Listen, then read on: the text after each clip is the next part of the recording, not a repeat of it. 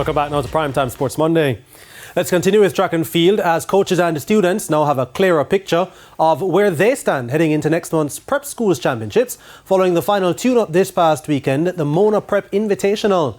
It's the first time that the championships will be held uninhibited since COVID-19, and coaches are happy that the preparation for this year's meet has gone more smoothly than last year. Last time when COVID was around, preparation was, a little, behind because we didn't get the kids until later on when they say, well, champs can keep. So, preparation was behind. But we get a chance now to start the preparation from early, and it's a good look. You realize I've had some event that I never normally come to this meet and dominate or in the top three. And, it's going on like the jumps and so forth. I'm up in those. And I'm doing pretty well on the track also. And what you'll also find is that there'll be more teams coming out this year than who participated last year.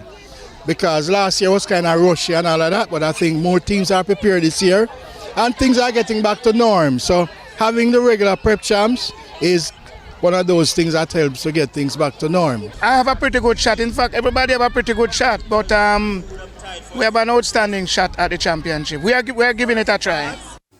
Vaz Prep's Zane Joshua May, who won the 60 and 100 metres as well as the long jump, was the top male performer in the 8 to 9 age group, tallying 27 points.